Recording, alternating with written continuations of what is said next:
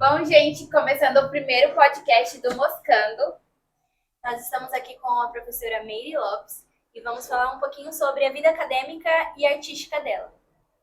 Bom, Meire, conta um pouquinho como foi seu início de serviço aqui no MOSC. Bom, eu trabalhei durante 29 anos. Em 2009, eu vim para o MOSC, eu já estava com acho que 14 ou 15 anos de estado, né? Dando aula de português, de inglês, de literatura, de redação e tudo mais. Foi assim, estranho, né? Porque eu trabalhei em 15 escolas em Osasco, escolas grandes, tínhamos muitos alunos. Não sabia onde era o MOSC, não sabia o que era o MOSC, o que representava o MOSC para a educação do Estado, né? O MOSC é uma escola, não é modelo, mas deveria servir como modelo para muitas escolas. E eu passei por escolas bem violentas, mas não é a escola, né, gente? São os alunos. E não são só os alunos, é o grupo de professores.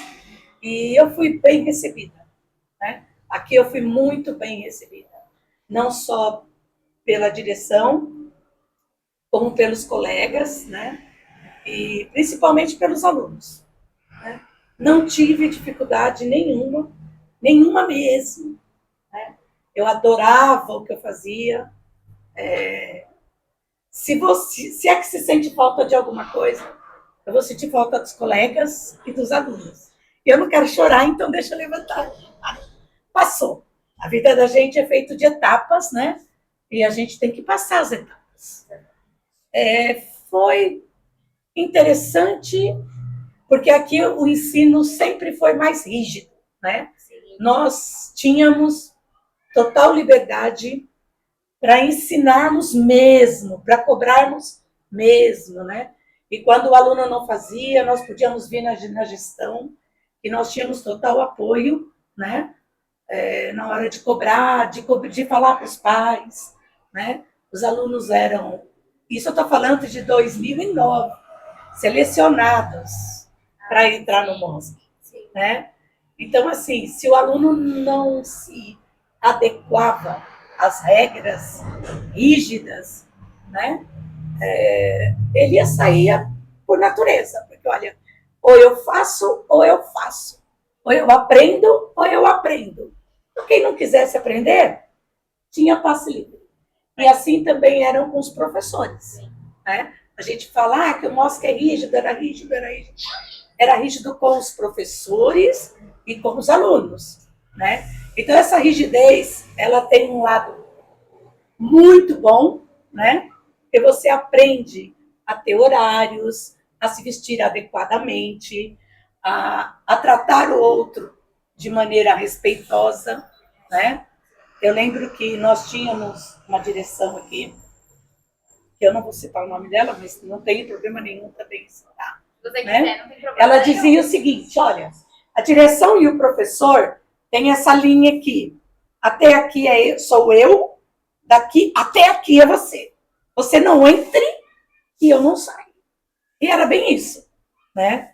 Ela nos respeitava muito, era muito rígida, né? Se o professor, sei lá, não se vestisse adequadamente, ele era, vai para tua casa se trocar, que aqui não é diversão, né? Um batom vermelho, por exemplo, o professor não usa isso, né?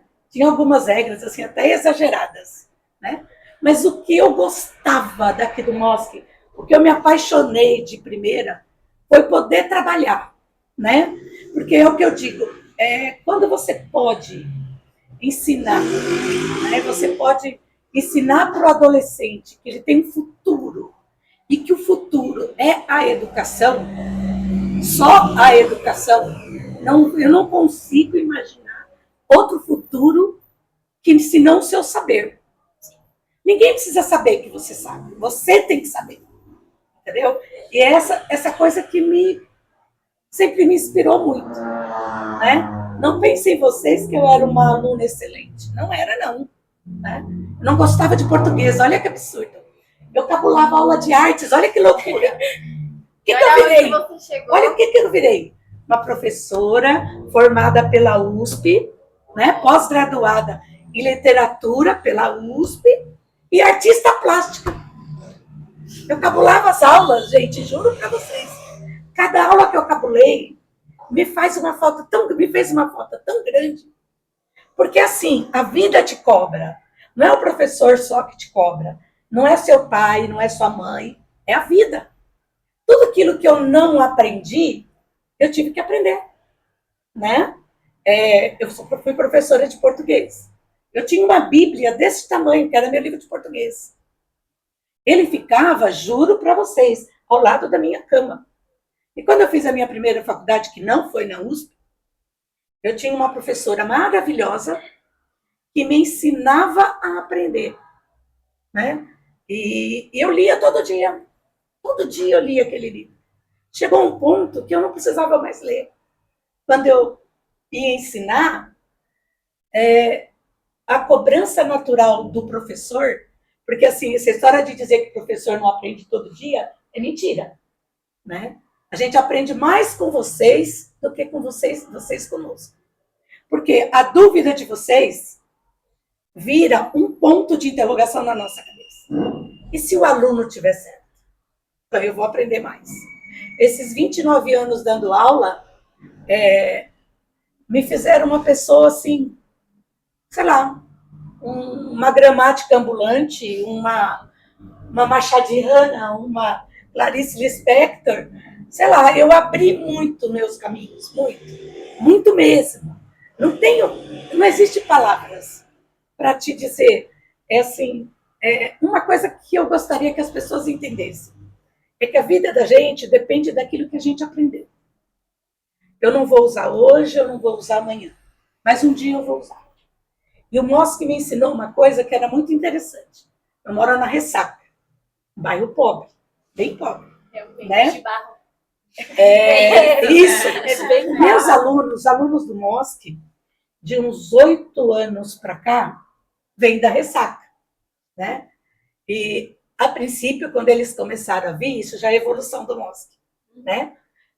A gente teve um pouco de dificuldade. Essa foi uma das dificuldades que eu encontrei aqui no Mosque, mas que eu tinha outras experiências que me fizeram entender, né? E junto com os colegas, porque se tem alguma coisa que eu amo, são os colegas do Mosque. Aqui todo mundo é colega de trabalho. A Aline da limpeza, a Cris na secretaria, o Renan no pátio, né? O Renan na secretaria, o colega de português, de matemática e de ciências. Todo mundo faz um grupo. E ao contrário do que as pessoas pensam, um aprende com o outro. Né? Eu acho que hoje a escola é vista como uma empresa. E acho que ela sempre foi uma empresa. O que faz a sua empresa não é o nome dela, é você dentro dela. É o seu comprometimento, é o respeito para o que as pessoas têm por você e é o respeito que você tem pelo seu gestor. Não importa quem está lá. Né? A dona Cizira estava certo. Manda quem pode, obedece quem tem juízo. Mas quem tem sabedoria tem uma coisa que os outros não têm, que é o poder da sapiência. O que é o poder da sapiência? Você pode estar aí gritando comigo meia hora. Eu sei quem eu sou. Eu sei o que eu fiz para estar aqui. Eu sei o que eu sei. Eu vou me sentir diminuída por você? Jamais. Então, eu acho que todo educador e todo educando deveriam pensar nisso. O que faz ele melhor, se sentir melhor, é o saber que ele tem. E a gente sempre ouvia falar assim, humildade, humildade, humildade. E as pessoas não entendem que a humildade não é a humildade que todo mundo fala. É a humildade de saber que você não precisa de ninguém te julgando. Seu julgamento é você. Né? E o professor de filosofia sabe bem disso. Né? Que filosoficamente, acho que se existe um paralelo com filosofia, é o saber. Né? E no Mosque eu sempre pude ensinar.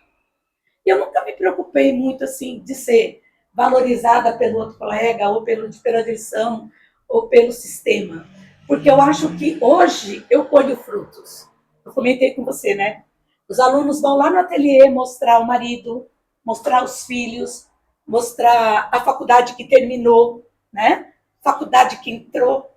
Isso é a paga para o professor. Pode ter certeza disso. Quem me ouvir sabe disso. Você depositou em todos esses anos voltando É pra os você. frutos do seu trabalho. É o fruto. Você vê, é diferente de trabalhar numa empresa. O fruto do seu trabalho numa montadora é o carro pronto. Não que você não tenha que se sentir orgulhoso daquilo. Você se sente. O fruto do professor, ele está ali a cada dia. Quando você vai ao mercado, quando você vai à padaria, quando você, sei lá, está ali. E Né? você esbarra com o seu aluno. Uma coisa que eu sempre dizia, inclusive para o Renan, né, Renan? A sua consciência é o seu maior patrão. Se eu entro numa sala de aula para dar aula, como já aconteceu, tá, gente? Não sou santa, não. E enrola um pouquinho, né, Bruno? No outro dia eu me sentia tão ruim que eu dava aula dobrada. Sim. Né? Eu falava, espera que eu tenho que explicar. Eu acho que é isso. Eu acho que o compromisso nosso é com o amanhã de cada um de vocês. Sim, porque o professor, na palma da mão dele, tem muitos profissionais, médico, Futuros, advogado, muitos futuros formandos ali. Não é? E é interessante, eu acho que aí o Kenner vai entender o que eu estou falando. É muito doido você ver um aluno de 15 anos atrás virar um enfermeiro muito de confiança, né? E agora que eu me aposentei, estou fazendo academia. Eu vou na academia, quem for tirar minhas medidas? Uma aluna. Quem é o meu personal? Um aluno. Né? Quem é da recepção? Uma aluna. Então, assim, é muito gostoso a vida de quem tem, de quem faz alguma coisa. É realmente o fruto da semente que você plantou. Por isso, garotada, plantem. Porque senão a colheita é fraca. Entendeu? Quais foram suas dificuldades durante esse período? As dificuldades, elas passam... Eu tive uma dificuldade muito grande. Não quando eu entrei no MOSC, mas quando entrou essa nova era de informática, essa coisa de tudo ser online, né? Aula digital, pandemia. Gente, eu sofri demais. Mas sofri até o dia que eu acordei e falei, eu vou matar quem me mata. Entendeu? Eu vou aprender. Né? O Alan, outros professores, né? Socorreram a gente de uma maneira assim incrível. Né? Porque não adianta você ter um monte de coisa, saber um monte de coisa, se você não consegue transmitir. Né?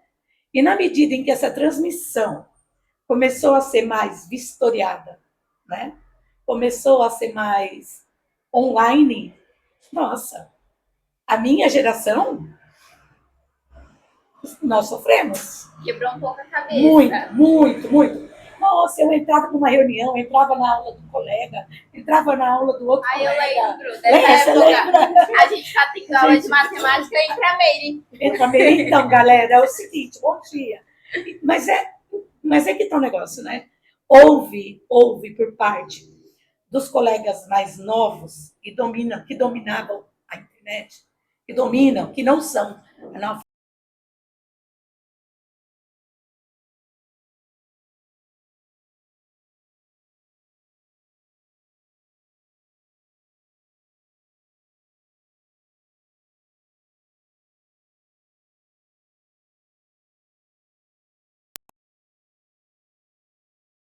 Assim como hoje eu acredito que os colegas também não têm problema.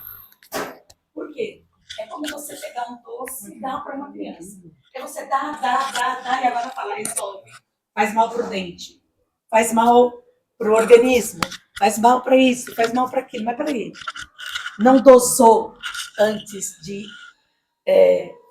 dar. Entendeu? O grande problema da educação, as mudanças da educação, é porque as coisas acontecem e depois se regulamenta. Sim. E isso causa uma distorção imensa. Entendeu? É como a criança, você deu o doce, não ensinou para ela que aquilo vai doer o dente, tem que ter limite, ela pode ficar diabética, tal. A educação aconteceu isso. Eu sou adversa ao novo, isso é uma mania. Fala, Meire, faz isso. Primeiro eu vou dizer não, depois eu vou experimentar e depois eu vou aderir. Com certeza a gente aderiu. Eu duvido que tenha algum professor que não tenha aderido, né? Mas pode ter certeza que foi com a ajuda imensa dos novos professores, né? Pode ter certeza disso. E agora essa proibição do celular, né? Que veio assim, puf, né? Do nada. Mas assim, o que eu acho disso? Acho ótimo. Por quê? Porque eu usava muito o celular. Tá? Só que eu nunca usei para ficar conversando com um e com o outro. Eu usava para pesquisar no próprio Google. Né? Eu brincava, eu falava que o Google é excelente. Para fins acadêmicos, né? Para fins acadêmicos. Mas é que tá um negócio, a população está preparada para isso? Não. Não. Então, assim, é aquilo que eu falei. A gente apanha porque as coisas são impostas e nós não temos preparo. Ninguém é contra, por exemplo, quando teve um ano aqui no MOSC, eu tinha uma sala que tinha 4 alunos especiais. Na mesma sala? Na mesma sala. Eles são lindos, eles são fofos. A sala foi maravilhosa de abraçá-los. Mas nós estávamos preparados para isso? Não. Você entendeu? Que quando você está preparado, você aceita o novo. Quando você não está preparado, o confronto é natural. É um desafio. É um né? desafio. Exatamente. E nem todos os desafios, nem para todos os desafios, nós estamos prontos. Sim. Né? Eu, por exemplo, aprendi muito com alunos, por exemplo, que tinham problema de visão. Né? Eu aprendi... tinha aula que eu me controlava, porque eu gesticulava demais. Sim. Na sala dessa aluna. Porque eu sabia que ela estava... Né, tinha dificuldade e quando você gesticulava ou falava demais, ela entendia. Né? Você Então, vai se complicado. adaptando Você de vai acordo se com o seu adaptando. aluno, né? Nós somos absolutamente adaptáveis. Né? Sim. E isso, na educação, eu fui absolutamente adaptável ao MOSC. Aí vai aprendendo, né? Conforme o tempo, os desafios, aí vai mudando. Exatamente. E eu passei por muitas escolas, eu acredito que umas 20 escolas. Nossa, bastante. No MOSC eu estou É desde história para 2009. contar, hein? Algumas muito lindas, né? E outras difíceis. Faz parte.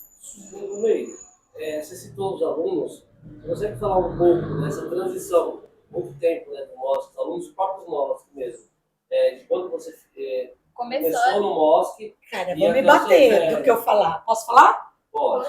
E Que assim, a transição mesmo, toda essa transformação do aluno mesmo, Aham. né, porque existe a questão temporal, da própria tecnologia, a questão política também, mas assim, queria que você falasse essa reviravolta, né? E esse Sim. ciclo que aconteceu com os alunos, e essas mudanças que teve de aluno mesmo, focando nos alunos. Sim. Quando eu entrei aqui no MOSC, e aí vocês podem pesquisar, que vocês vão encontrar, o Renan testemunha, está aí há muitos anos. O aluno que estudava aqui, ele sabia que ele tinha que ser nota 10. O professor, eu dava aula da seguinte maneira. Hoje eu vou explicar isso. Era muito cobrado da gente, mas era muito cobrado do aluno. E não pelo governo, mas pela vida.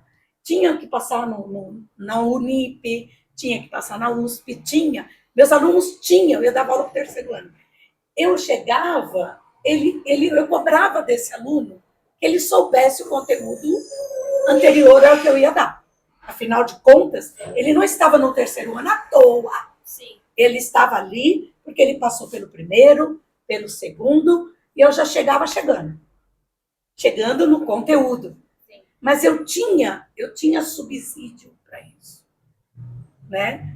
Era uma aula mais rígida, mas o aluno ele estava mais... Ai, gente, essa palavra é tão pesada, mais preparado. Né? Ele vinha do 5º ano daqui, do 4º ano daqui, do 6º ano daqui, do 7º, do 8º, do 9º, do 1º, do 2º. No 3º ano a gente chegava chegando. O 3º ano, gente, quando eu falava assim para eles, e a dona Cecília sabia disso, a gente vai dar um intensivão.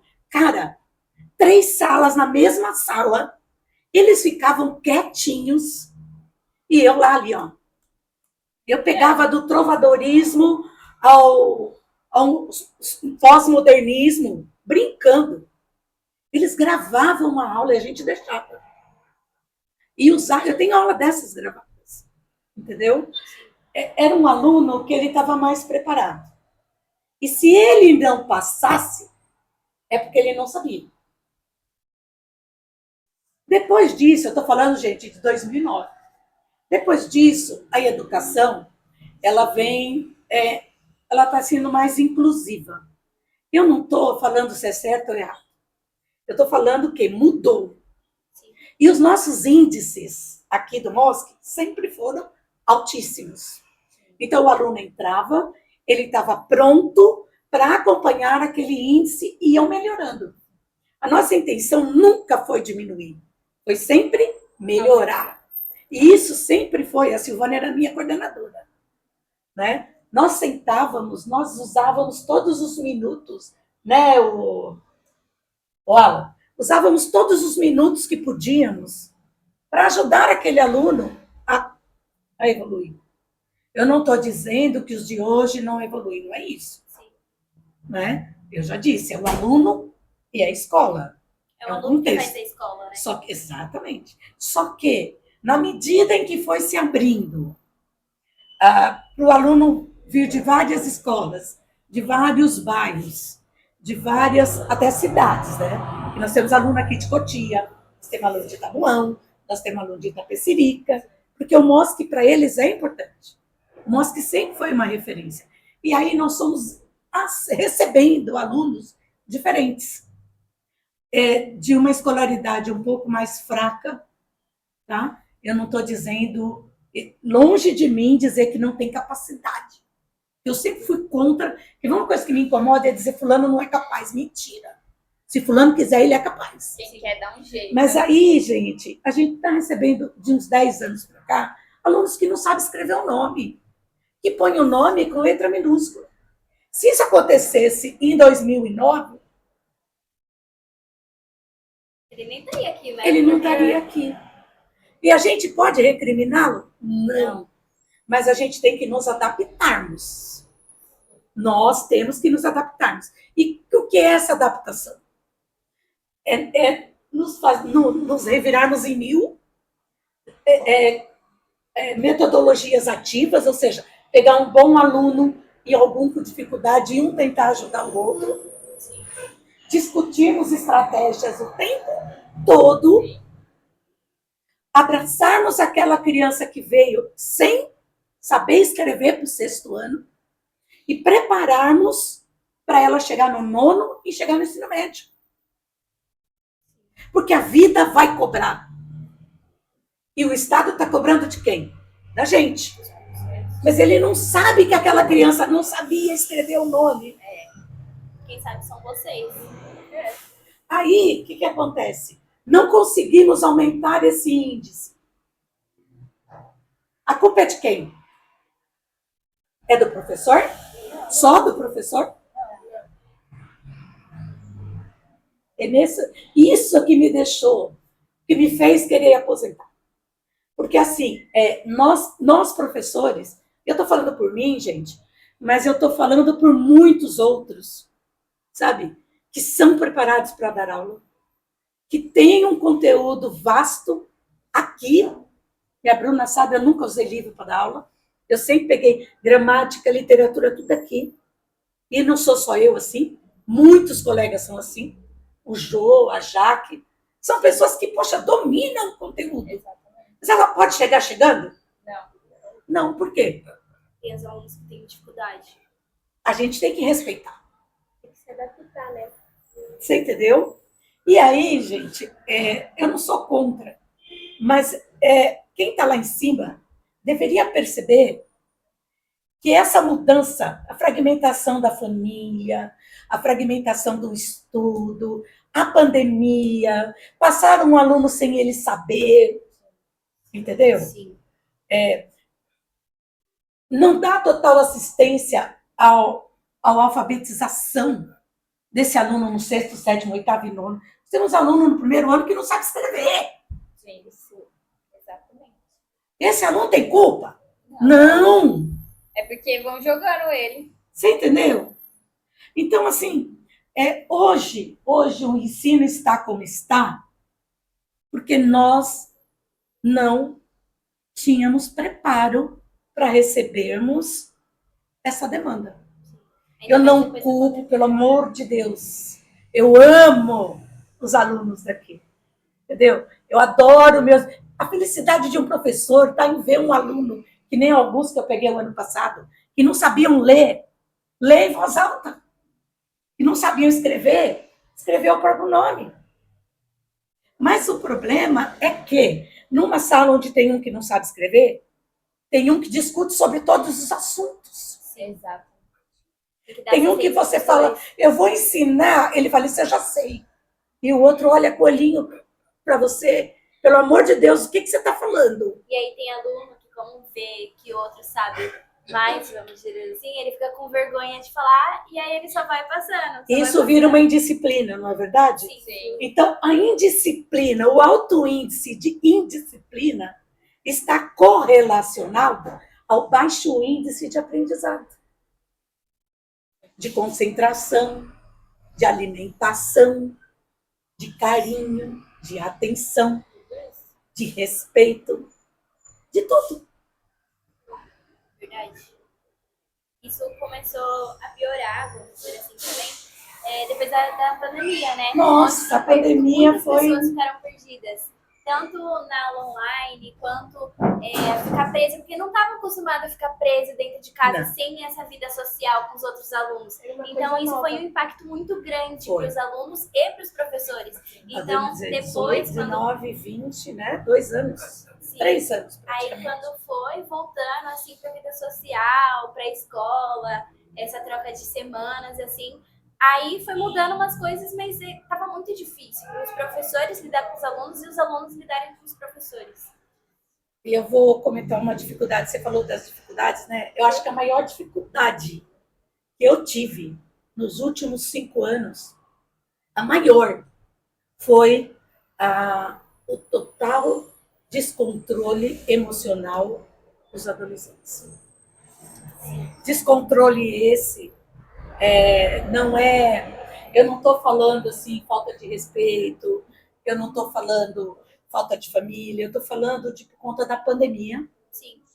Esse momento que eles ficaram trancados, o nível de ansiedade subiu demais, o nível de depressão, né?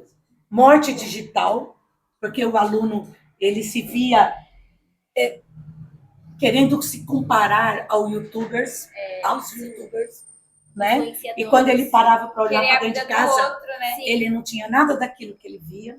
É porque ele nada não vê daquilo a que ele realidade inventava. atrás das telas. Então, aí ele quer... Entendeu? Só a perfeição Então, eu lá penso do que, bonito. assim, muitas vezes a gente vê ainda, né, as crianças, adolescentes, aqui tendo uma vida que a gente sabe que ela não tem aquilo de verdade. Sim. Né? E o adulto também, viu? Não pensa você que é só o adolescente. Adulto também. Teve, tipo, esse grande, tipo, como se fosse um distúrbio, né? A pessoa não tava naquele nível, assim, de falar, nossa... E aí ele queria chegar ali. E aí ele chegava ali e olhava para os outros como se fosse abaixo, assim. E aí... Mas eu posso te confessar, agora eu posso falar que já foi. Por muitas vezes eu que gostava, eu gosto muito de gramática, muito. Eu chegava em casa, eu via muita videoaula. Por que eu via videoaula? Para ver o que os alunos estavam vendo. E muitas vezes eu discordava muito daquele... Você lembra, eu vivia passando videoaula, né? Eu ensinava um conteúdo, aí depois eu passava videoaula. Eu falava, esse eu confio, nesse eu confio. Por que eu confio nesse? Porque eu já tinha olhado antes. E muitas videoaulas erradas, né? Porque essas pessoas também que não... eu também cometi vários erros, né? Já aconteceu de eu dar uma aula por tirar da cabeça, né? Por chegar em casa e falar, opa, ensinei errado, opa! Gente, ó, Falei era bobagem. assim, falei bobagem. Mas assim, o que as pessoas precisam aprender é que errar é humano, né? E que não há um profissional que não erre, né? Mesmo você falando, eu tenho 20 e tantos anos, e daí? Você não é ser humano? Você não tem problemas? Você não vem chorando para a sala de aula, professora? Quem nunca chorou na sala de aula? Né? Pelo aluno, não. Eu chorei por mim, pelos meus problemas. Né? O filho estava com problema, a filha com problema, o pai, a mãe morreu, não sei o que, não sei o que. Né? Mas, assim, nós somos seres humanos. Sim. Né? E é muito complicado. É muito. Quais foram os impactos que teve na sua vida pessoal também? A gente, quem é professor sabe disso, né? Se vê o aluno passando por um problema, que nem a gente já viu vários, né? Vários, a gente leva para a vida pessoal, não tem jeito. Eu confesso que depois que eu saí, faz só um mês e pouco, hein? Eu sinto falta da realidade dos outros. Eu sinto falta de ficar aqui na sala dos professores perguntando como que a gente podia ajudar fulano, como que a gente podia ajudar assim. Entendeu? Porque os alunos não sabem. Mas o problema que eles trazem para a escola é nosso também. Sim. Entendeu? Os alunos não sabem disso. Mas muitas vezes a gente vê um aluno chorando, um aluno que apanhou, né? Você quer tirar a dor A gente dele. vem para a sala dos professores, né, querida? E entre nós, a gente fica tentando montar uma estratégia para ajudar aquele aluno. E não pensem vocês que a gente não entende. A gente entende. Né? Não pensem vocês que a gente não sente. A gente sente. Mas a gente também tem, a gente por ser adulto, né? A gente tem que saber os limites. Sim. E é muito mais difícil você lidar com uma coisa quando você sabe os limites, né? O bom de ser jovem é não ter limite. O difícil de ser adulto é ter limites, né? Você saber que você não pode, saber que você não deve, e o teu coração vai lá e faz. Isso é muito doloroso. Muito, muito doloroso. Meire, fala um pouquinho de como foi o desenvolver do seu trabalho aqui dentro do MOS, que a gente sabe que tem umas obras suas espalhadas, alguns projetos que você inventou. Assim, por muitas vezes, a Silvana, a arte faz parte de tudo, né? Eu comecei a pintar, eu não gosto muito de comentar sobre isso, mas assim, eu fiz um teste de pintura há uns 35 anos atrás. Eu quis pintar. Cheguei para uma professora famosa aí no ramo e ela mandou fazer um teste. Eu fiz um teste. Eu desenhei uma casinha, um laguinho e bati. Ela falou, você nunca vai ser pintora. Nunca. Você é muito pobre. Seu desenho é muito pobre. Nossa. Aí passaram-se 10 anos disso. Eu fui com meu namorado e o filho dele numa exposição do Vlaminski, que é um pintor francês, né? Cheguei lá, caramba, tudo que eu desenho é isso. Se ele é o que é desenhado isso, por que eu não sou pintora? Quem disse? Sim. Aí, né, eu fui numa amiga minha e falei para ela assim, olha, eu tenho mania de você falar assim, Meire, você não pode isso. Você não vai chegar. Que eu não posso. Quem disse que não? Eu mato o que me mata. Você entendeu? Aí eu fui primeira aula de pintura, cheguei lá, fiz uma pintura pobre, né? A minha professora Sandra virou e falou assim, tá maravilhosa. Falei, não, você tá mentindo. Você tá sem técnica, né? Tá sem perspectiva, tá sem ponto de fuga. Mas e a sua alma? E a sua alma? Cadê? Não merece respeito? Aí eu comecei a fazer isso. Aí eu peguei e comecei a fazer aula com a Sandra. Né? Hoje a gente é amiga. Fiz aula com a Sandra, depois fiz aula com outro professor em Osasco, depois fiz com um ali no Morumbi, perto da Band, né? Com um japonês muito famoso. Depois fiz algumas aulas e comecei a pintar. E como todo ser humano, a gente dá para a escola aquilo que a gente tem de melhor. Né? Quando tinha a possibilidade, muitas das vezes, isso eu estou falando de 2015, né? Eu entrava na sala de aula com os alunos com mais dificuldade, né? Eu desenhava na lousa uma fazendinha, né? E pedia para eles fazerem uma redação sobre aquilo, né? Sim. E muitas vezes saíam coisas muito boas. Isso foi me estimulando também. Eu fui ligando a arte com a educação, né? Sim. E fui aumentando isso. Por exemplo, eu fazia uma árvore, fazia texto desenhando um coração sozinho masculino, um coração feminino. Aí os dois se conhecem, aí briga, o coração divide, chora. Fazia esses textos na lousa, né, de desenho, aqui no MOSC, isso aqui no MOSC. E isso no ensino médio já. Eu entrava no romantismo e realismo, né? Sim. E eu ensinava junto com a matéria, eu desenhava muito na lousa, né? E isso foi me trazendo. Um dia a Silvana, vamos fazer oficinas, né? E aí a gente fez oficina de pintura, oficina que ligava a literatura à pintura, né? E foi muito bom. Eu acho que apesar de estar fora, eu já disse para a Silvana, eu venho com muito prazer ajudar, porque eu acho que é na arte e na educação que a pessoa se define como ser humano. Verdade. Eu nunca gostei de mostrar meus textos para ninguém. Nunca. Nunca. E a minha pintura eu não tenho esse problema, né? E com o tempo, por muitas vezes, eu escrevia um texto na lousa e não punha o autor. Era meu. Poema, cordel, né? Muitos. Ixi, olha, aquela frase que se alguém vai embora, apaga a lousa, é minha. Sim. Eu nunca disse que era minha. Eu inventava lá um autor, né? Porque eu não gostava de assumir os meus textos. E é uma coisa que até hoje pede para escrever. Não Mas gosto. por quê? Não sei, é uma coisa minha, eu tenho isso, não tem jeito. Eu fiz pós-graduação na USP e digitei toda a minha monografia, todo o meu mestrado, todo. A minha filha sentou e leu. Eu fui lá e apaguei. Ué? Eu não concluí o mestrado. Até hoje. Eu fiz a monografia, eu sei exatamente tudo que eu escrevi, mas eu não concluí. Por quê? Não sei.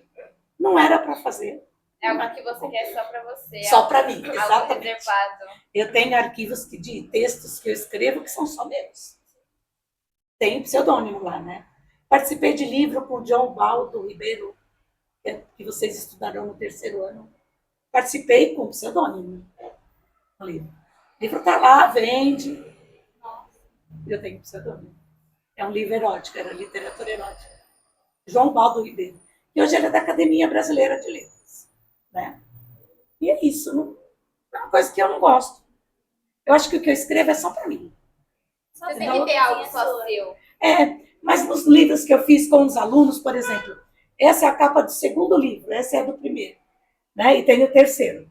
Todos os livros eu escrevi textos, mas eu não me entendi, né? Eu já escrevi para sair. Mas é engraçado, né? Porque eu não fiquei com vergonha. Sim. Eu não sabia que era capa de livros desses quadros. Nós temos 3 livros aqui no MOSC. Esse é de 2015, 2016 e tem o 2017. Que é o Abotoando o Universo. Abotoando o Universo 1, 2 e 3. E por que a gente fez esses árvores? Eu partia do pressuposto de que somos botões diferentes e coloridos na grande árvore do universo. Leia os livros, tem aí na biblioteca. E foram... A maior emoção que eu tive no MOSC foi na publicação desse livro. Foi o primeiro. Foi o primeiro livro. Por quê? Os alunos não acreditavam neles. Saiu um livro de poema lindo. E os pais vieram aqui no MOSC, na publicação. E você vê o orgulho dos pais e vê que o filho dele escreveu um livro que está na livraria Saraiva, que está na livraria Cultura. Meu, olha, nada nunca pagou isso. Nunca. Nunca pagou.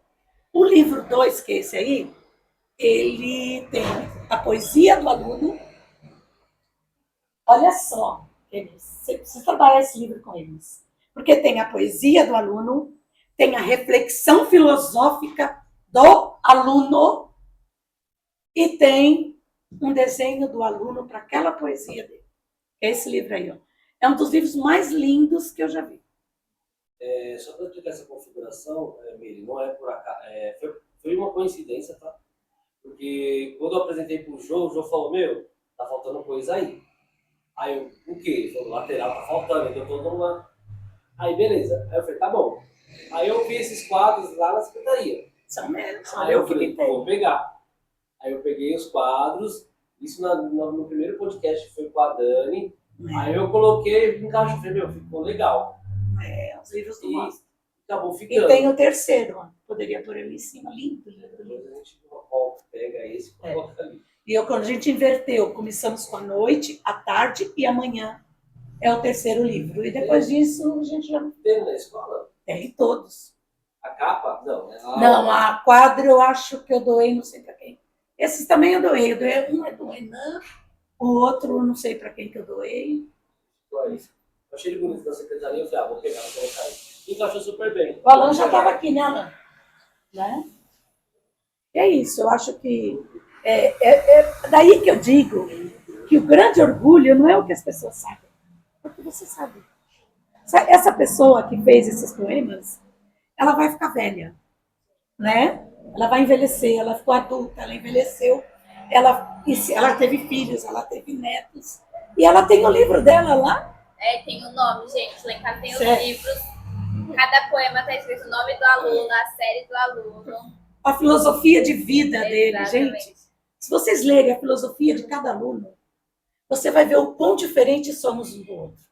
E são poemas lindos. Tem uns que eu sou apaixonada. Não, Ainda mais no primeiro livro. Então, mas aqui era a alma deles. Entendeu? É a alma deles. O que a gente escreve é a nossa alma. E o que a gente pinta também é a nossa alma. Só que com a pintura eu não tenho amarras. Com a pintura, se eu erro, eu apago ali, conserto, eu pinto ao vivo. Há 23 anos. Eu ficava ali na praça, em frente ao Centro Cultural, pintando todos os dias ao vivo.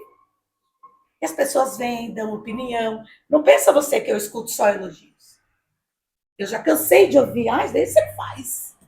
O que eu faço? Faz, ela faz sim, qualquer um faz. Só se só faz.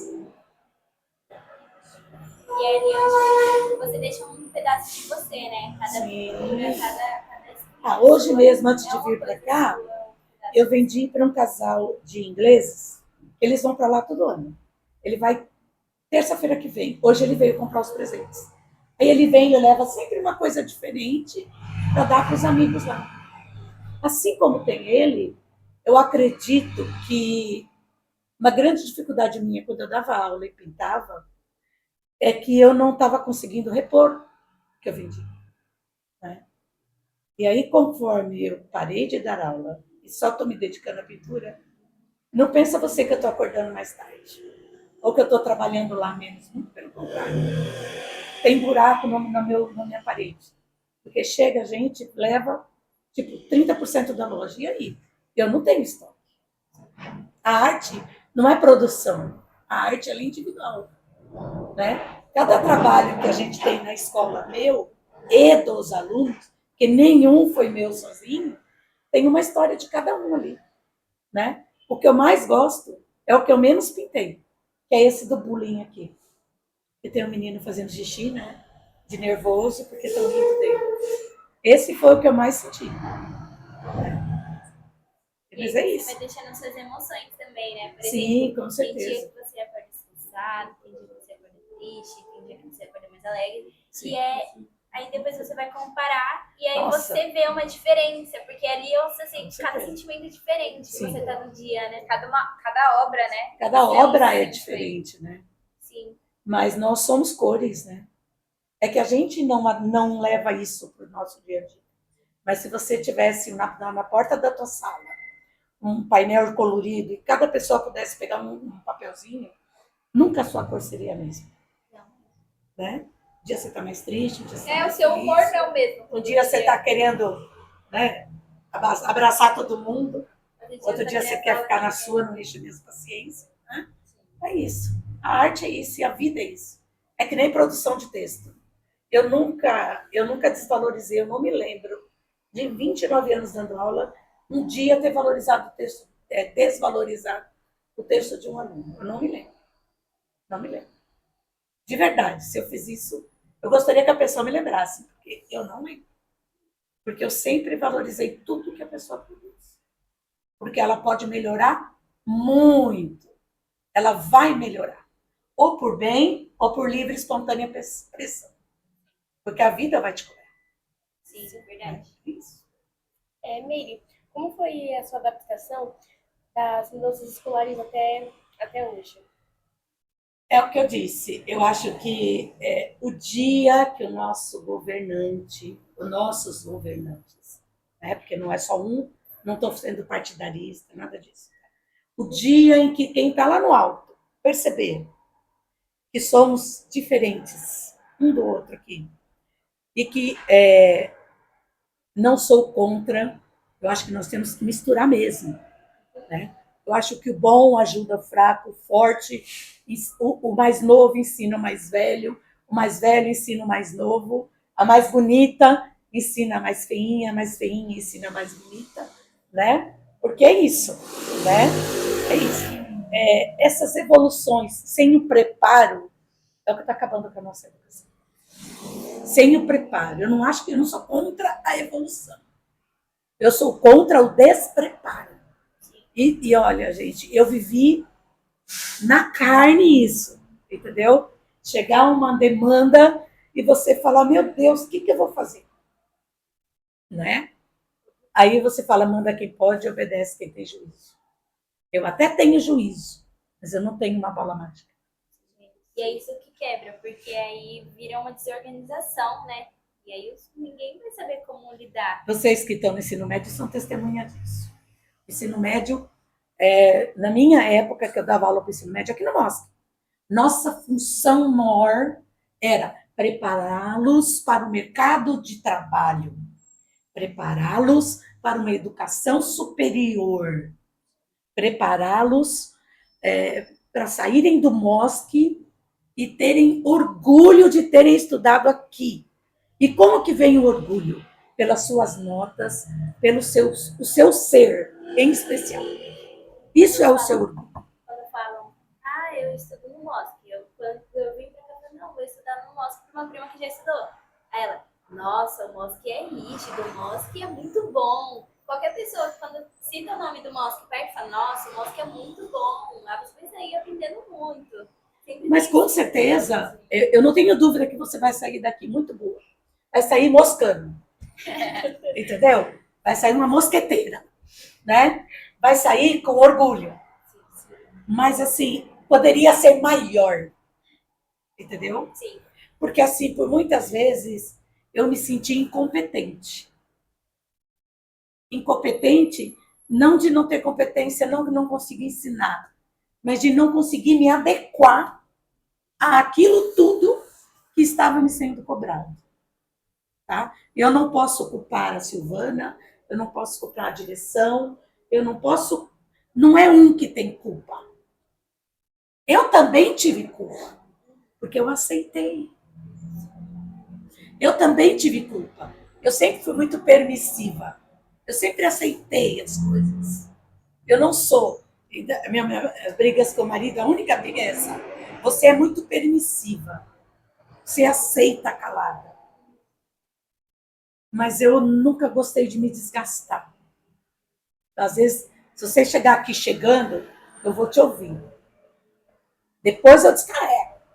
É você mesmo. Mais devagar. E talvez aí esteja a grande dificuldade da educação de hoje. Nós somos muito permissivos. Estamos onde estamos, talvez porque merecemos. Entendeu?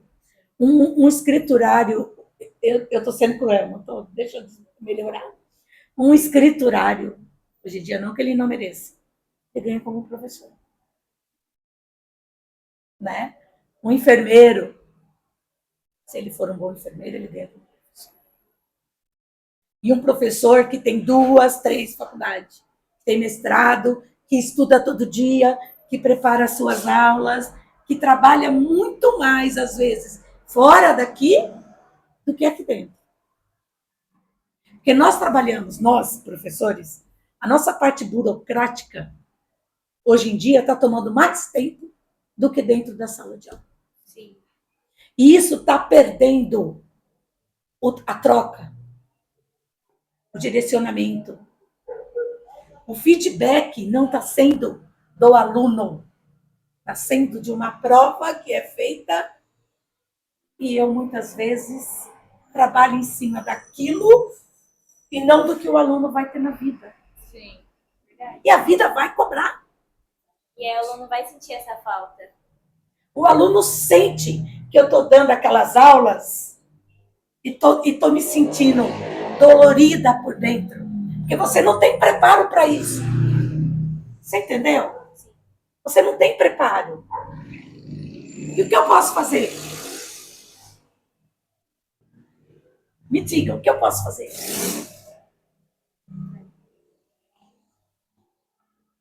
Chega ao ponto do aluno achar que eu não sei aquilo. Mas eu sei que eu sei. Como que eu vou chegar? Como que eu vou dar verbo transitivo para o aluno de sexto ano que não sabe escrever um nome? Verdade. Como que eu vou dar um texto de opinião dissertativo para um aluno de sétimo ano que não sabe escrever uma carta para o pai? Então, assim, eu acho que eu queria muito que quem elabora esses documentos estivesse na sala de aula, para ele sentir o que vocês sentem. E vocês não sentiram o que quem está chegando agora está sentindo. Gente, é difícil você estar na sala de aula quando te dizem assim, se você não fizer a chamada agora, você vai ter falta dia. Aí você entra para fazer a chamada, não está online. Aí você entra para fazer a chamada, já está no meio da aula. Vai perdendo o foco da aula, né? Você entendeu? Eu acho que eu queria muito, de coração, gente, quem estivesse lá em cima, preparando esses documentos, preparando essa prova paulista, preparando tudo que estão preparando, eu não estou dizendo, eu não estou desmerecendo ninguém, nem eles. Porque na cabeça deles, o aluno está preparado para aquilo. Mas o aluno não está. Ele passou 2 anos, lá primeiro e segundo ano, sem saber escrever por causa da pandemia. Ele passou o 5º e o 6º ano sem saber o subsídio para o 7º e 8º. Ele entrou no primeiro sem saber análise sintática. E aí para você recolocar tudo isso, você vai perder os temas já atuais. Que ele vai Mas se me deixassem recolocar, eu recolocaria. Mas eu não sou permitida. Exatamente. Como que você vai ensinar a matéria do 3º para o 6º? Como você vai chegar no 3º e cobrar a matéria do 2º se ele ficou na pandemia e não teve? Sim. Como que eu vou cobrar de você? Não tem como. Pandemia, entendeu? querendo ou não. Não tem como. Casou. E a verdade é que apenas se passou o aluno. Pandemia começou, eu tava no 7º. Eu voltei no 9º, eu já tô no 3º. Cadê o 7º e 8º? Agora me fala a verdade. Se você for fazer um vestibular hoje, você vai ter que estudar.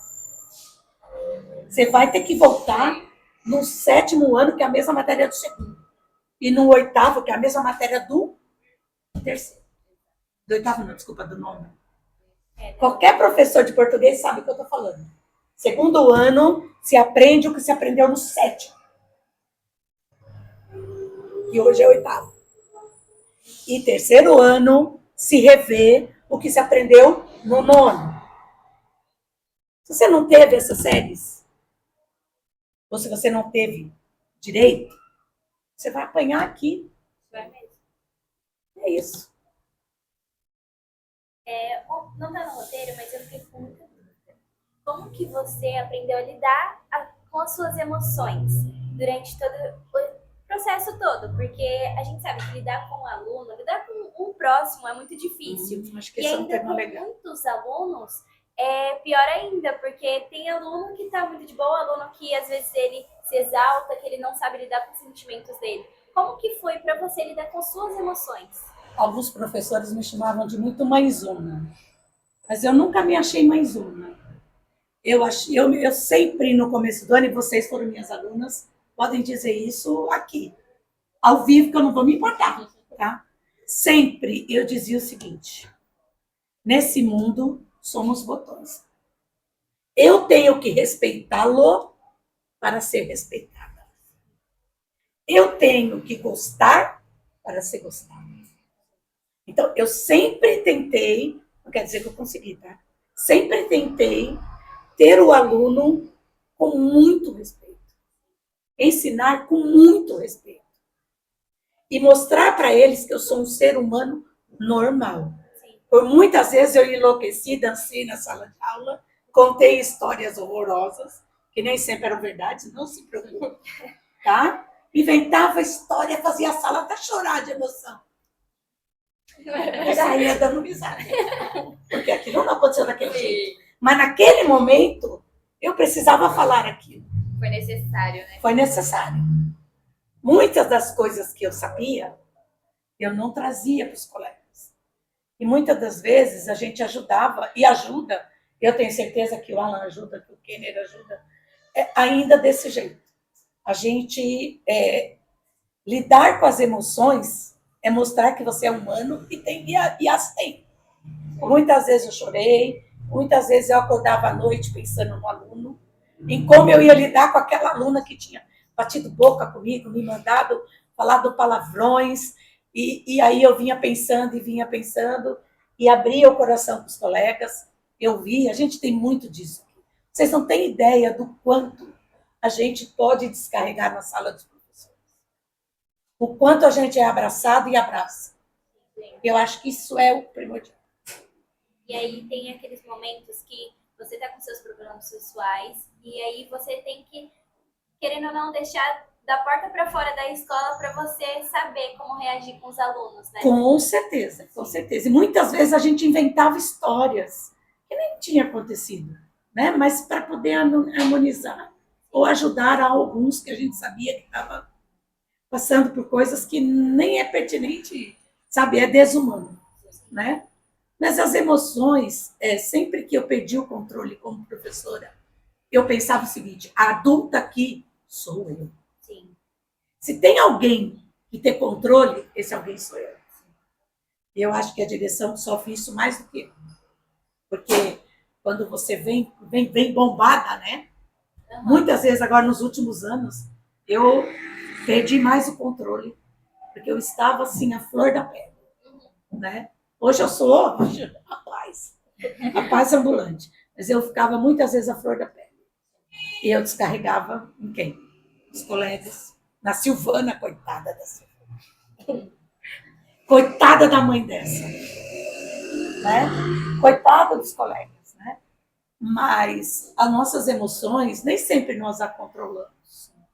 Né? Mas você tem que pensar a todo momento: a adulta aqui sou eu. Isso não.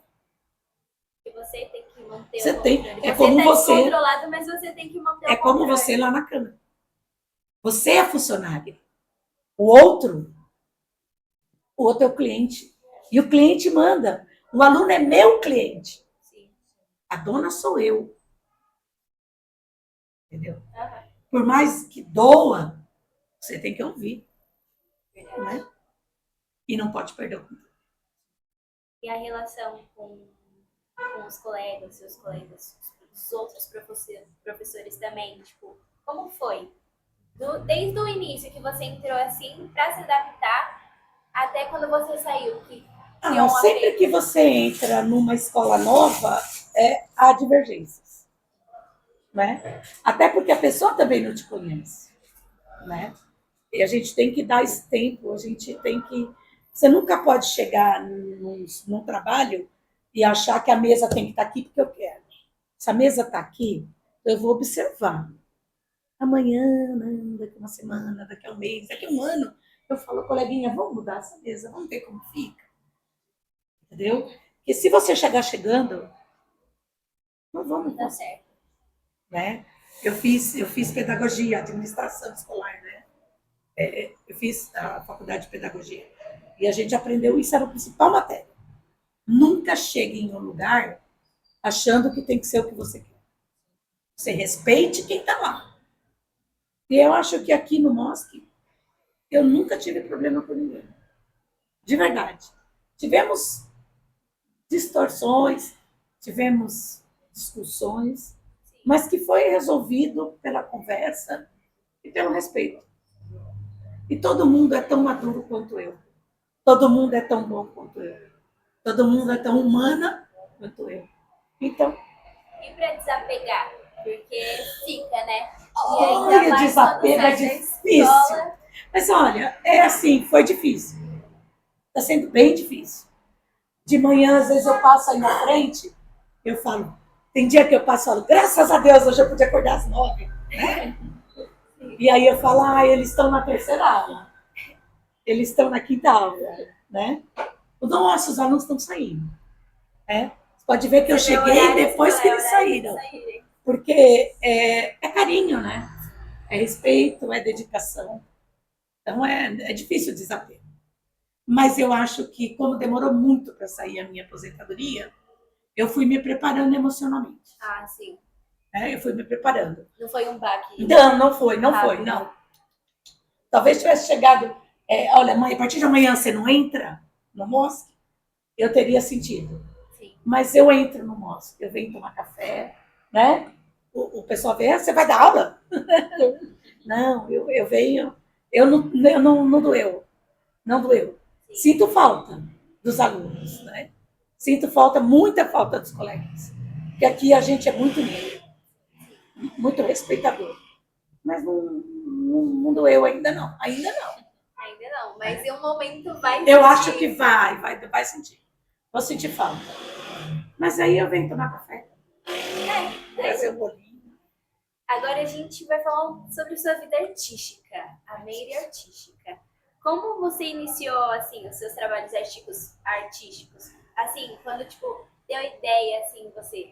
Começo de tudo. Meu marido é escultor e pintor das belas artes, né? Muito antes de me conhecer. Né? Muito antes. Eu conheci o Mário, ele já fazia 10 anos de artista plástico. Né? Pintor mesmo. Ele trabalhou 34 anos na TV Cultura. Então, ele é absolutamente aguçado à arte. Eu não. Eu sempre fui professora, sempre gostei de pintar, né? Comecei a fazer curso, aula, e ele sempre como crítico pesado. Né? Ele me criticava muito. Critica ainda. Vou mandar isso. Críticas construtivas, Críticas construtivas. Mas eu vou te falar uma coisa. Quando você faz uma pintura que você ama muito, ouviu tá ruim, nossa, dói. Imagina. E eu sempre... sentimento bem...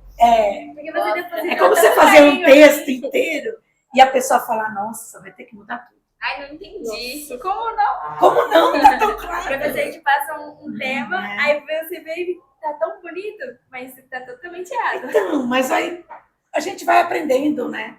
A ouvir críticas, né? E a dosar um pouco a minha arte, eu acho que é muito dosada. Eu quero fazer mais, muito mais.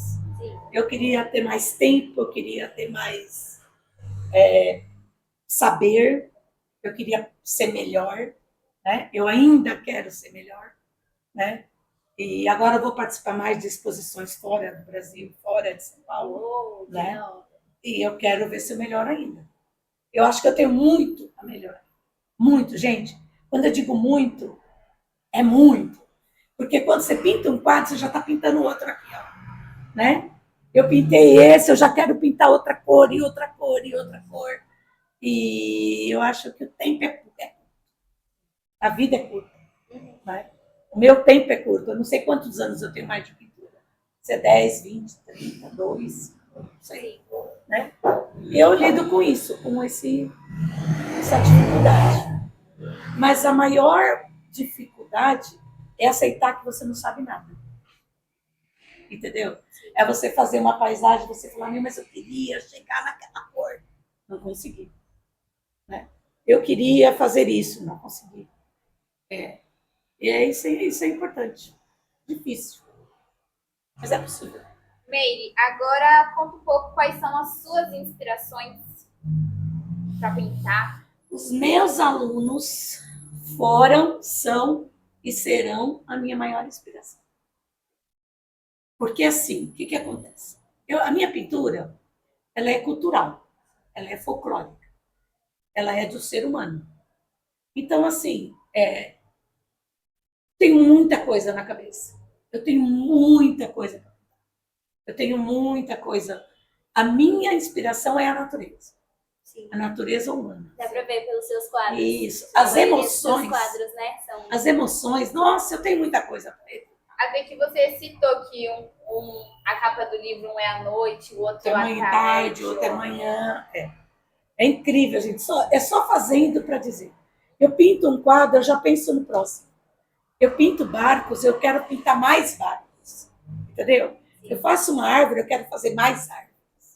Eu faço um casal, eu quero fazer mais casais. Né? Eu tenho muita coisa na minha cabeça que eu não pude externar ainda. Uma delas é a literatura erótica. Né? Quando eu fiz literatura erótica, eu estudei Carlos Drummond de Andrade. Vocês estão aprendendo no terceiro ano. Ele tem um livro que ele escreveu para a mulher dele. Né? Eu tenho vontade de pintar todos aqueles poemas dele e fazer uma exposição daquele. Né? Eu participei de exposições eróticas, ganhei, inclusive, menção honrosa. Né? Uma hora eu mando a foto para vocês. Não posso mostrar, né? Assim, é erótico. Mas o erótico, não erótico de sexual, o erótico de emocional. Porque o erótico, na verdade, é uma flor que se ganha, né?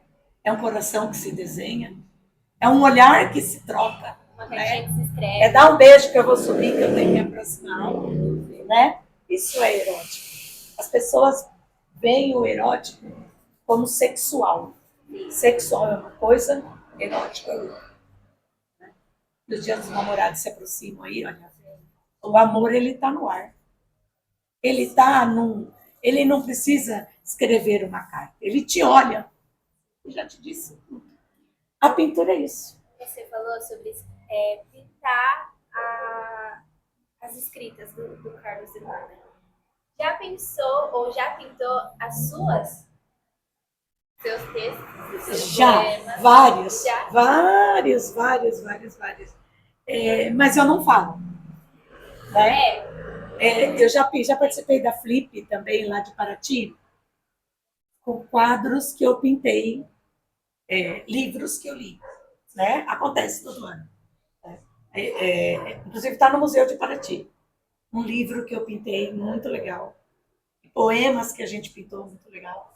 Eu acho que é isso. A pintura e a literatura, elas estão juntas. Sim. Já pensei na possibilidade de escrever para cada pintura que eu faço. Sério? Um dia eu vou fazer isso. Ainda Vai mostrar não. pra gente? Então, né? Diferente. O quadro, sim. Tá bom. Uma outra dúvida, assim, também. Esqueci, fugiu.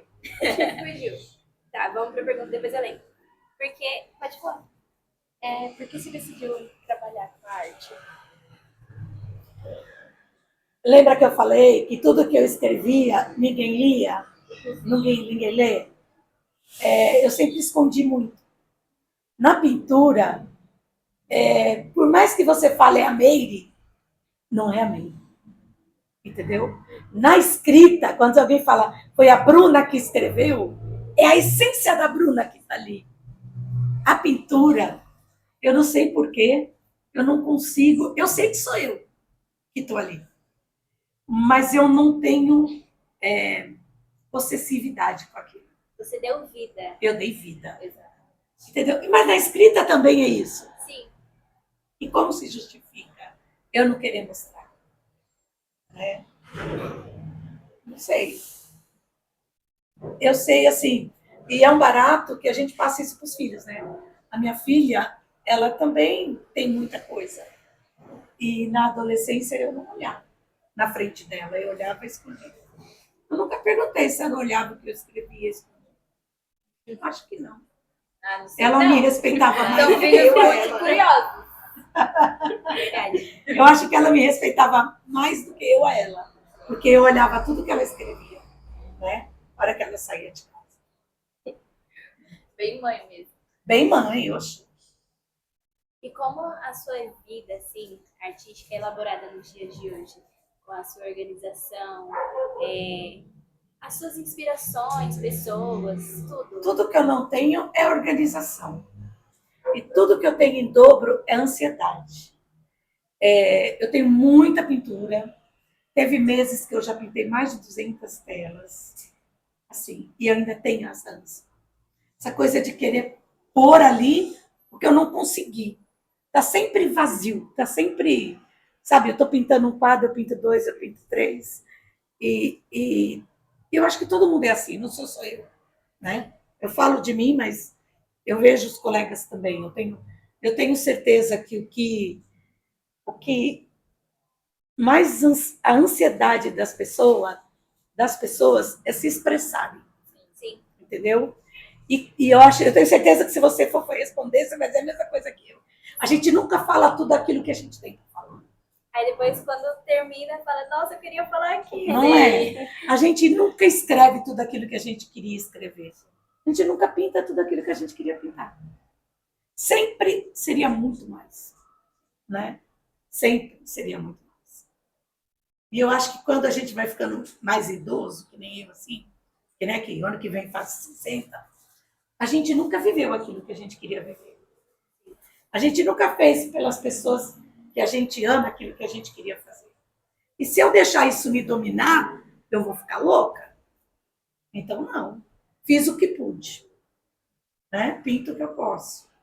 O que eu consigo. Eu acho que é isso. Meire, como você faz para lidar com o bloqueio criativo? Eu paro aquele e começo outro. Um dia aquele volta. E volta. E volta. Assim é na escrita também. Né? Eu não tenho estresse em apagar um quadro que eu pintei, passar branco em cima e pintar de novo. Não tem nenhum estresse.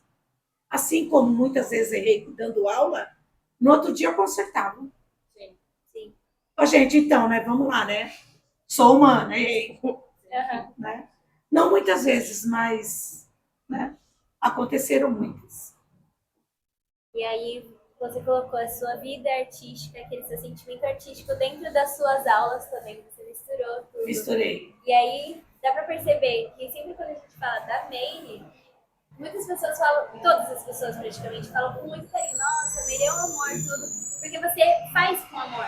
Sim. Dá pra ver pelas suas obras. Sim. Tudo que você faz é com Sim. amor. E isso volta pra você. Volta Então, pelo carinho, volta pelo respeito. Sim. Eu acho que o eixo da vida da gente é respeito. E quando não tá bom com alguém ou com alguma coisa, é porque faltou respeito. Faltou respeito na dosagem, faltou dosagem no respeito, né? Faltou dedicação. Sempre falta alguma coisa também, né? A gente não é completo. Verdade. Que graça teria a vida se eu soubesse fazer tudo que eu quero fazer? Se a gente fosse perfeito. Cadê os erros? Só o que mais tem. É porque a maioria das coisas que quando a gente aprende é pelos nossos erros. Então, a gente vai aprendendo conforme o tempo vai passando, pelos erros. Uma dúvida também, qual foi a sua lição de vida, juntando a sua vida acadêmica e artística hoje em dia para você? Eu sempre mato o que está me matando. Se eu não sei fazer uma coisa, eu não me sinto incompetente. Eu me sinto, naquele momento, impotente. Mas a impotência é uma coisa, a incompetência é outra. Eu sou competente e humana para aprender. Eu vou e aprendo. Isso foi em português, isso foi com os filhos, com os irmãos, com os colegas. Né? A coisa mais difícil que tem no mundo é você perceber que você errou. A coisa mais gostosa que tem é você consertar um erro. Sim. Né? Em todos os momentos. É difícil? É doloso, mas é possível. É possível. Eu acho que a Meire, ela deixou um grande legado aqui dentro da escola. E eu lembro que no nono ano ela fez a gente chorar, falando que ia se aposentar, que ia se aposentar. Ai, E já era chegou. chororô pra cá, e era chororô É pra verdade, cá. né? Nossa, ela acabou com todo mundo e agora realmente chegou. Ó, mas demorou, hein, Bruna? Você viu Sim. que demorou, hein? A gente sabe todo o corre que foi pra você conseguir. E foi o que você Não falou. foi fácil.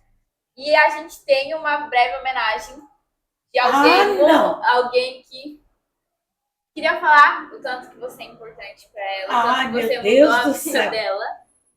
Quem? Deixa eu ver. Calma, vai. Aqui os meninos vão conseguir colocar. Sem chororô. Sem chororô. Mas eu sou chorona. Eu sou Gente, chorona. boa tarde. Mas é frutos Sim, do com seu certeza. trabalho. Ai, Eu vim falar um pouco da professora Meire. Na verdade, eu vim só agradecer. Eu vim agradecer por tudo que ela fez, tanto por mim quanto pela minha sala. É um prazer estar aqui, só demonstrando o carinho que a gente tem pela professora Meire, principalmente eu. Ela foi uma professora onde a gente achava que não ia dar nada. Seria só qualquer um professor, mas quando ela chegou, a energia dela mudou a sala.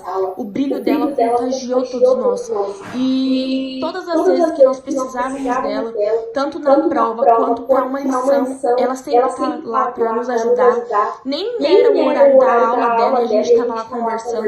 Então a Meire sempre foi uma professora muito extrovertida. Todas as vezes que era aula da Meire, eu acordava, porque sabe que eu era dorminhoca.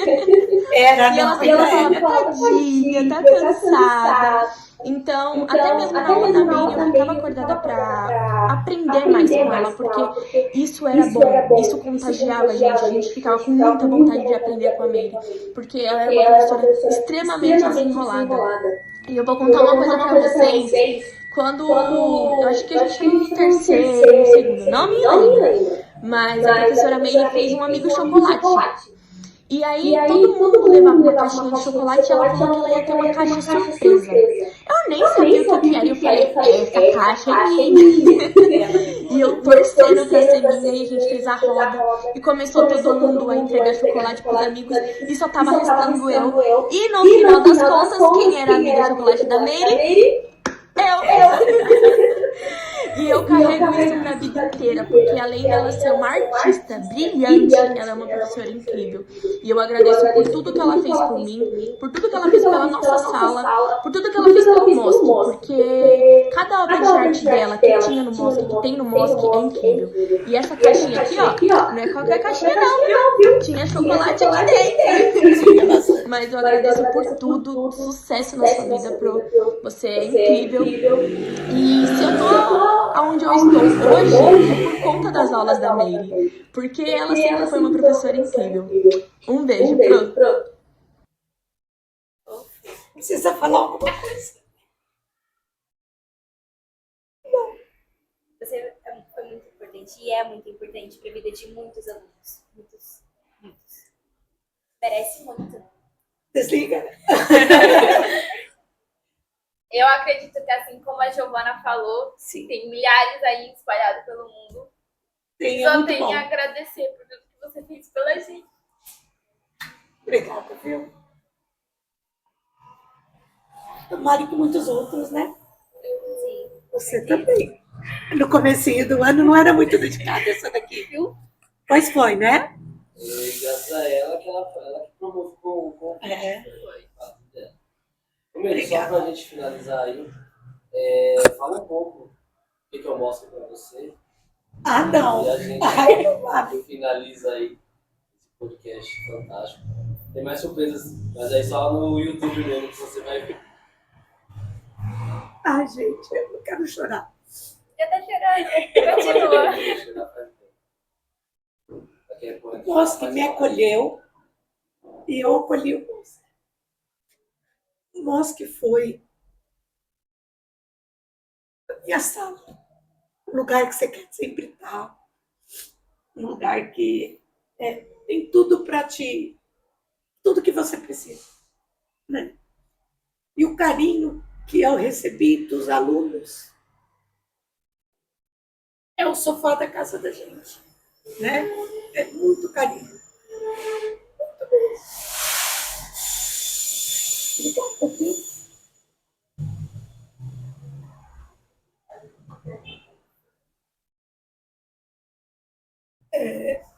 Seria muito bom. Eu tenho certeza que muitos colegas têm esse carinho pela escola. Tenho certeza absoluta. Né? E com todas as dificuldades que a gente já teve, e tem, e vai ter, ainda eu queria que os alunos entendessem que é a educação que vai fazer o mundo melhor. Só a educação. Mas não. Para finalizar, né? Agradece a professora Meire. Meire, obrigada Eu por que fazer agradeço. parte do nosso primeiro vídeo do Moscano Tá abrindo o nosso podcast, né? Eu acredito que esse vídeo Essa vai abriu com uma ficar, chorona. vai ficar memorizado, eternizado, tanto pra gente quanto pra você, e quanto pra escola, tudo que você fez. Acredito que na escola, cada canto tem um pouquinho de você e sempre vai ter. Ah, sim, com certeza. E eu tenho certeza que tem um pouco de Meire em cada professor. E tem um pouco de cada professor na Meire. Né? Porque ninguém é sozinho nisso. O dia que o mundo perceber isso, ele vai melhorar. Né? O dia que os professores serem... Se um dia eles forem ouvidos, pode ter certeza. Eles só querem o bem de vocês. Gente, eu queria muito que o adolescente soubesse disso. Né? Mas, vamos levando. Né? Ó, essa caixinha é para sortear entre vocês, tá? Tá bom, pode deixar. Eu só tenho a agradecer também. A gente não tem tanto contato, né? Porque nos conhecemos esse ano. Você me deu uma aula, mas de surpresa, assim, do nada, eu conheci seu ateliê e aí fomos criando esse vínculo. E vão lá me visitar. Eu estou sempre à disposição. Não só para visita, mas até para tirar dúvida. Sim. Muitos alunos, isso não agora, né? Há uns 5, 6 anos atrás, eles iam atrás de mim. Já iam com o livro na mão para eu tirar dúvidas para vestibular. Eu adorava, né? Porque eu adoro. Né? E não compro, que é melhor. É isso, muito obrigada. Meire, você é uma professora incrível, assim. É uma professora que faz falta na escola.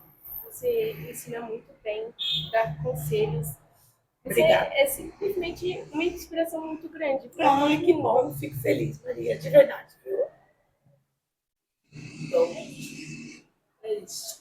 Fabiana, olha aí, ó. Era uma criança levada. A gente vê, gente, vocês não têm ideia do que é para um professor ver a criança crescer, virar um adolescente, virar um jovem, virar um homem e crescer na família. Cara, vocês não têm ideia do que é isso. O prazer que isso dá para nós, né, Kelly? É inenarrável. Tá? Esse processo.